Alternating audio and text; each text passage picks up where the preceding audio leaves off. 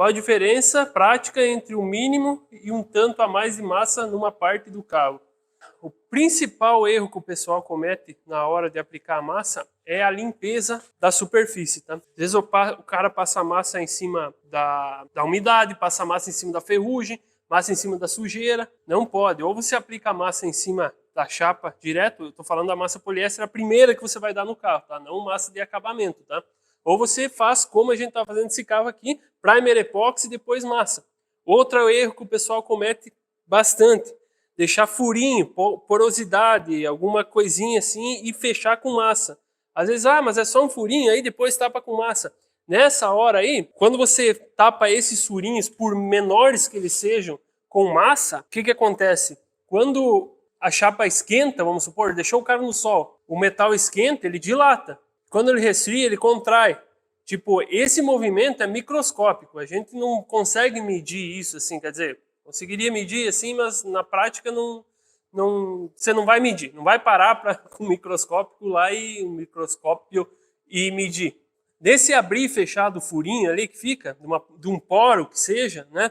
A massa, o material que for aplicado em cima, o primer, ele não acompanha isso, porque tem o catalisador. O catalisador é um acelerador de secagem que ele faz evaporar a parte líquida, a parte pastosa no material, para ele ficar rígido. Então, depois que você aquecer, ele não vai dilatar junto com a chapa, porque ele não é maleável. A massa não é maleável. E a chapa é. Pode não parecer, mas a chapa é, porque ela vai dilatar. E nesse abrir e fechar ali começa a ocorrer micro-oxidações ali ao redor daquele furo. Né? Começa a oxidar, começa a fechar. Ali que começa a dar rachadura. Começa a dar rachadura, começa a dar bolha, começa a dar ferrugem ali. Então, assim, a primeira coisa, tem massa no carro. Se a massa for bem aplicada, não tem problema. Toda restauração vai em massa. Se você vê aqueles carros lá do Chip Fuse, lá da King Design lá, todos os carros têm massa. Não tem para você deixar. O acabamento que o pessoal deixa lá também, que você vê aquela linha toda retona no carro, assim, o carro todo reto, assim, vai em massa, porque o carro não sai de fábrica daquele tipo lá, tá? Até hoje, quando eu estava vindo para cá, eu estava vendo um HB20, eu até tirei uma foto lá, um HB20 0 km, vamos dizer assim. Estava vindo atrás dele ali, a tampa da mala, onde tem a linha com o farol, estava totalmente alinhada, na linha com o para-choque estava desalinhado. Isso é um carro agora, sei lá, do 2020 para cá, vamos dizer assim. Dependendo do carro, não era zero, mas enfim, era um carro novo, saiu de fábrica assim. Então, vai dizer, lá nos anos 70 vai ver que o pessoal tinha todo esse cuidado para o carro sair totalmente alinhado. Não tinha, tá?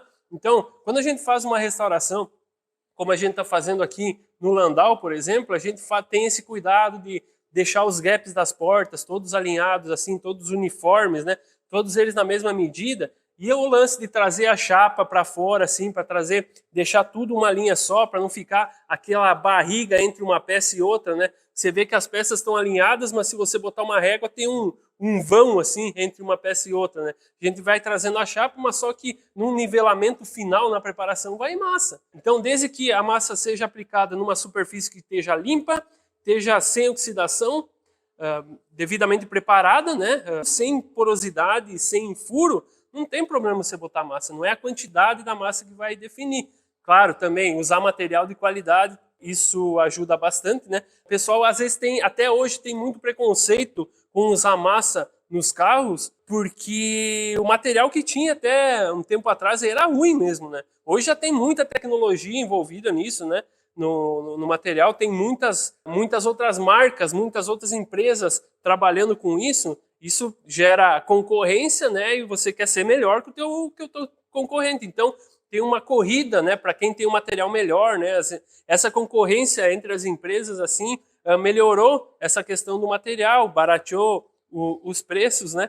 Então, não tem problema o carro ter massa, desde que seja bem aplicado, seja um material de qualidade, né? Aplicado numa superfície limpa, higienizada, sem porosidade, bem catalisado, conforme as normas do fabricante. Respeitar o tempo de secagem também, isso aí é muito importante, tá? As orientações do fabricante de como lixar esse material também é muito importante. Eu não tenho esse problema lá do carro ter ou não ter massa, de usar ou não usar massa numa restauração. Até porque, você imagina, mesmo usando massa, a gente preparando a chapa, preparando o metal, o melhor que a gente pode aqui. Ainda a restauração demora bastante, acaba ficando bastante caro, né? Uma restauração dessa. Então você imagina você querer fazer o carro totalmente na lata, sem usar massa. Quanto tempo vai demorar? O cara vai ficar 10 anos ao redor de um carro. Aí você imagina um serviço desse num Landau aqui, que é do tamanho de um transatlântico.